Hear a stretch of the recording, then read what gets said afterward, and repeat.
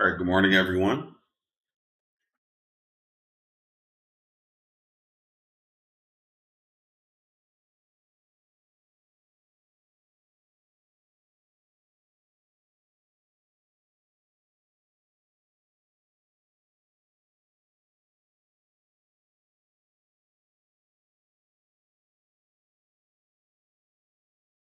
All right, let's get started. All right, let's get started. Okay, so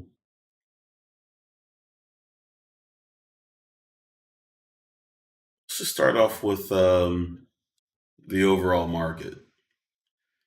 Okay, so as of right now, looks like the Nasdaq was up pre-market,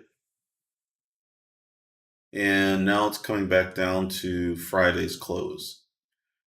Okay, now that is important to note because that basically means that we still have quite a bit of negative pressure. Now, of course, you all know that SIVB, Silicon Valley Bank, collapsed last week. That is significant because that does um, point to the potential of more problems in the financial sector. Nothing that wasn't already suspected for a while, like there was already lots of fear or concern about the impact of a rapidly changing financial market. I mean, you think about the amount of money that was created during the pandemic, the height of the pandemic, and then you have a sudden increase, very rapid increase in interest rates. I do believe it is the fastest rate of interest rate incline that we've ever seen, I believe. So, in short, yeah, it's a big deal. It is a big deal. So the question remains: was that it? What else is going to happen? And my guess is that it probably is not going to be the end because if one goes down, others are probably going to have to follow. Similar to how back during '08 when Lehman Brothers went under, Bear Stearns, or I forgot which one was first. I think Bear Stearns was first. But one goes down, then another goes down. You know, Now, doesn't mean everything's going to go under, but it does mean we got a problem. And the big problem here is that if that happens, where's the bailout going to come from? Because if the FOMC decides to do the bailout, well, that means they got to create more money. And that's not exactly what they want to do. So this could be interesting. So today could be even more bearish than we might anticipate. So just keep an eye on that. Or potentially it could go the other way. I wish I could tell you which way I think it will go, but I do know there's definitely the huge possibility of more potential downside in the coming weeks as more and more things are elaborated on as far as that goes. That being said, let's just take a quick look at what to expect. All right, so today, Monday, we actually have no major announcements this today. Okay, no major news or economic data. So, in principle, the whole focus, I guess, today will be on whatever is important from last week and whatever developments happened over the weekend. So, we'll see. All right, taking a look at the stocks that were moving on Friday. Uh, Mostly going down. So this time I'm going to talk about the stocks that were going down, since there are more of them uh, than the other way. Um, let's see. Most of these stocks were pretty, to be honest, they were down, but they weren't really all that tradable. So I have to say that Friday was not the biggest. Oh, wait a minute. Hold on for a second. Wondering why my list didn't look right. Let's see. There we go. So let's just talk about stocks that were down. Now, of course, um, SIVB didn't trade, so you know there's nothing really we could do with that. It stayed closed the entire day. So looking at the chart, I mean, here's what it was before Friday. So this was on the 9th here, and you already had the big gap down. Friday, no trading. Just didn't open the market at all for that. So I don't know. I don't think that this is going to be trading anymore, as far as I understood. So that should be that. We did have a decent move down in Airbnb on Friday, at least at the start. Sorry, wrong stop. So here's Airbnb. It had a decent move down first, right? And then a quick rebound there. So there was definitely opportunity in both directions there early. That was a pretty good move, one that we did notice. Um, Not much in Meta. TCOM was actually one of the few stocks that were going up. Okay, so this is it on Friday. You can see that it did go up, not extremely well, but it did go up. Um, Next up is INTC. Okay, that one actually did have a good day. So here's the 10th where my cursor is, and you can see that from here. Let me zoom in. From here, pretty significant move up, right? Nice, nice, nice. Then a sell off. So there was some opportunity in both directions, but mostly in the positive direction. So INTC was a good performer. Also, Zion. This is one of the ones that they mentioned to take a look at. It gapped down at first, but then got on a really nice uptrend, which is what we were looking at.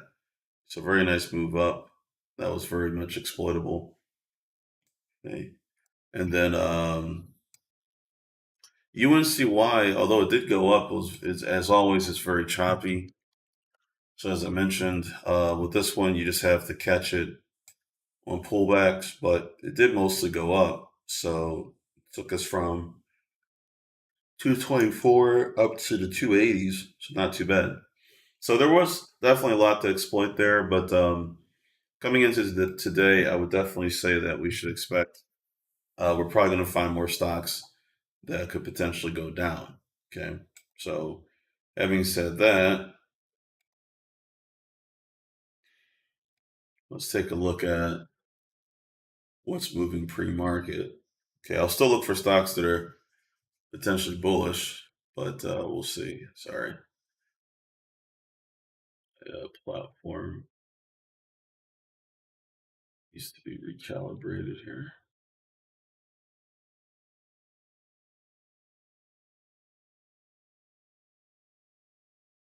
Okay, so let's see what we got.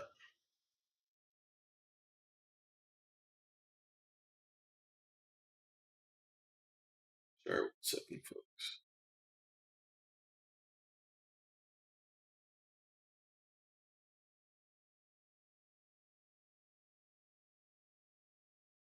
All right. So here's what we've got so far. Um,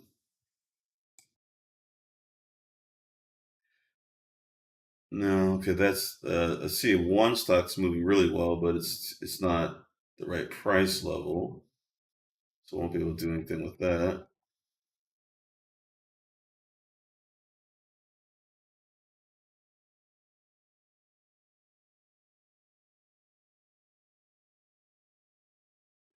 Um,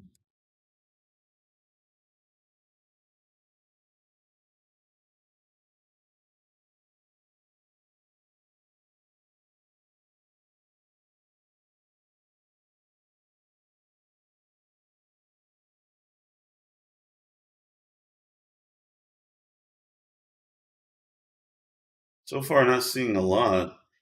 In fact, I would say so far, not really seeing anything at all. Mm,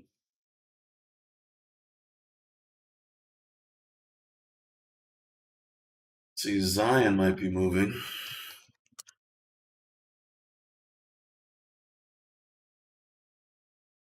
No, it's not.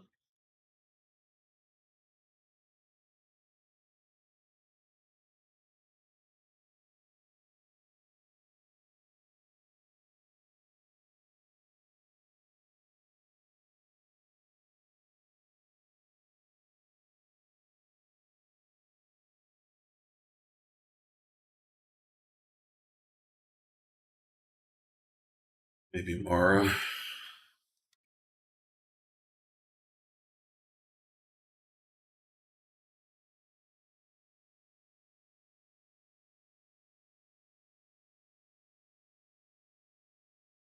Mara's active. Doesn't show much directional bias, so I guess I'll take a look at it.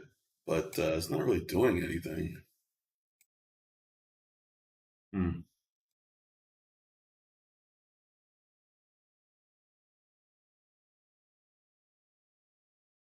It looks like there's some news on Rivian.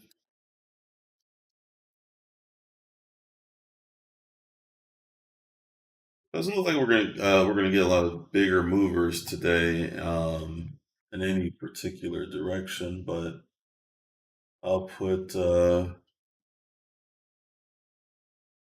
Mara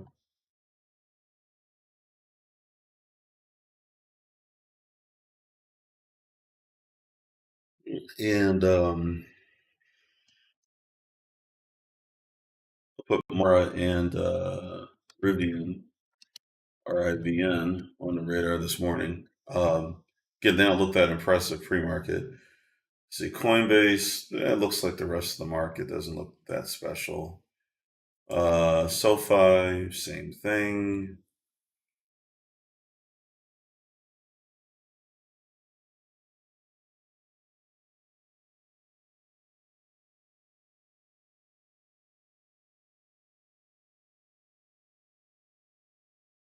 Hmm.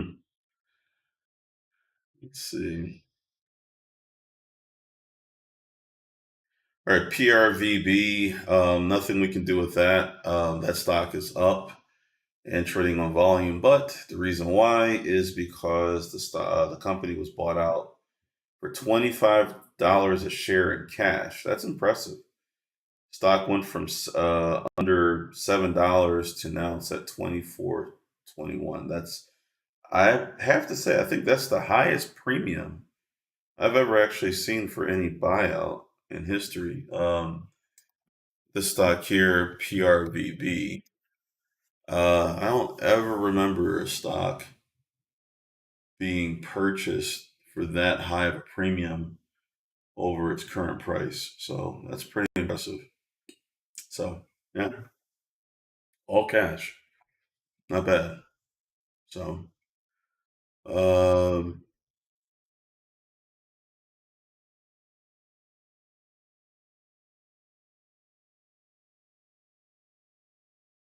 not a lot of movement here.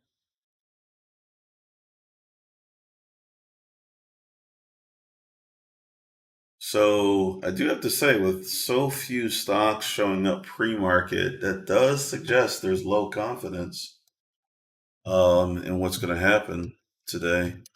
Maybe it's just because everyone's standing aside. There's no major news, but I don't know. All right, PACW, PacWest Bancorp is down 45%. Shares of several banks are trading lower following recent news.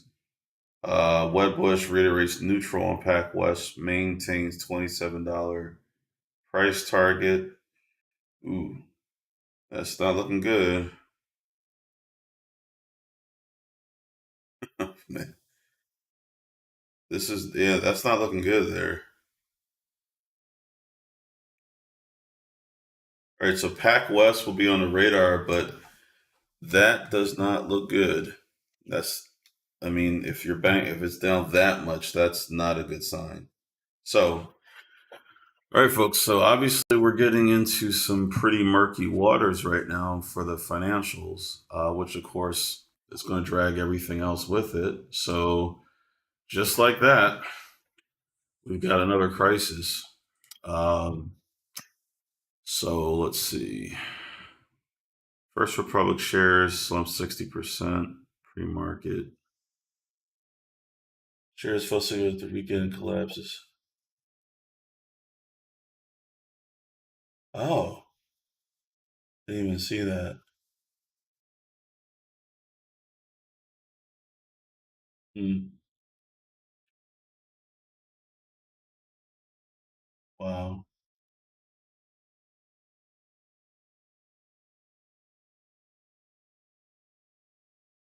Oh, wow. All right. So obviously, look for these banking stocks. They're going to be getting pummeled. It looks like. Um, let's see. So over the weekend,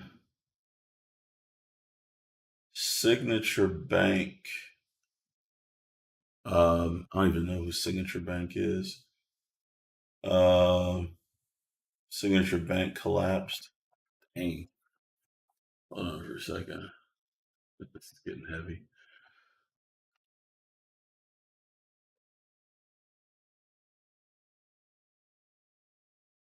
Yep. So real estate lender. Yep. Yep. So yeah, this is looking ugly. JP Morgan, of course, as always, is coming up on top. Um, Not that we are going to be doing anything with that, but it is something to note that consistently JP Morgan comes out on top of everything. So they might end up being the big winner out of all this. 38.7% profit margin. Wow. All right, so we'll see. Um, I don't really follow banks, to be honest. I've never been a bank focused person, but you can easily look it up. Um, just look up financials, NASDAQ, and you'll find them.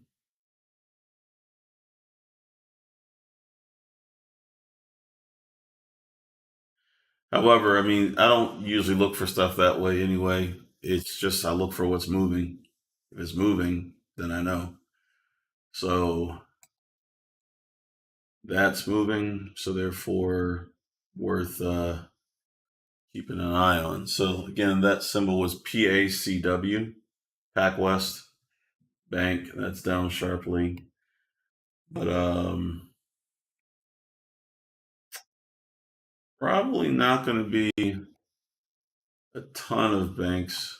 I'm assuming most banks will probably be on the NYSE. But let me see if I can find out. One second. Let me just do this the easy way. Excuse me. All right. Let me just do this the easy way.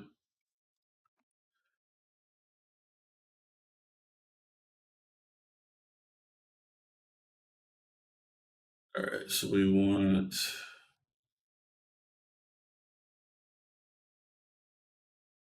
exchange, and we want sector and industry group. All right. And also put price on. All right. NASDAQ,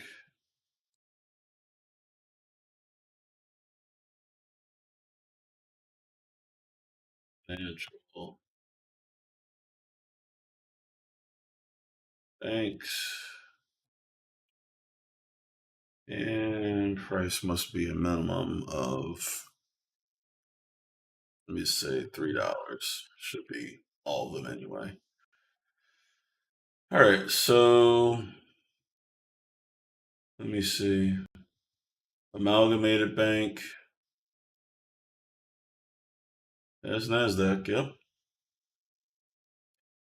Amalgamated Bank.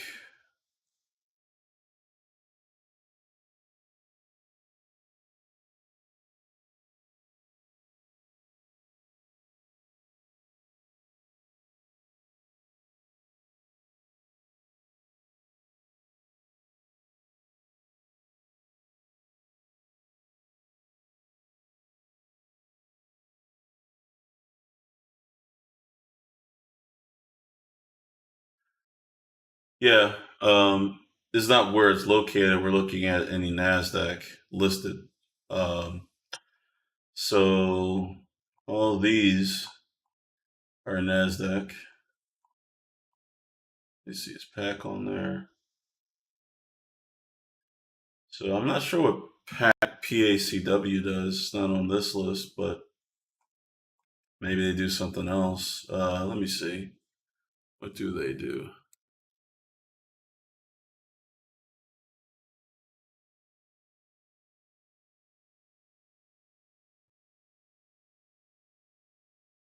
That's a bank. There's that global select market. Huh? Maybe I have to change my screener. Let's see. Is that a different one? Oh, that's actually NGS. Sorry. Could add that too. Yep. I know.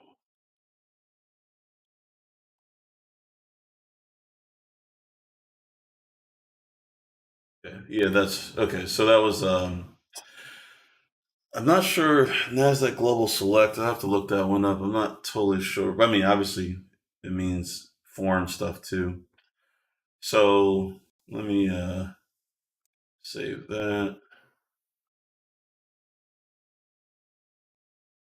All right. Yeah. So I'll look through these during the day, but doing a quick search here, if I were to base this on technicals, which I could, I'll just add that to my criteria.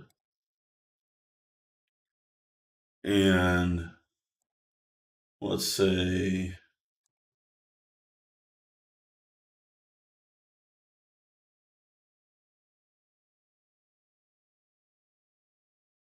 so these are all the ones that are currently down as far as their trend is concerned.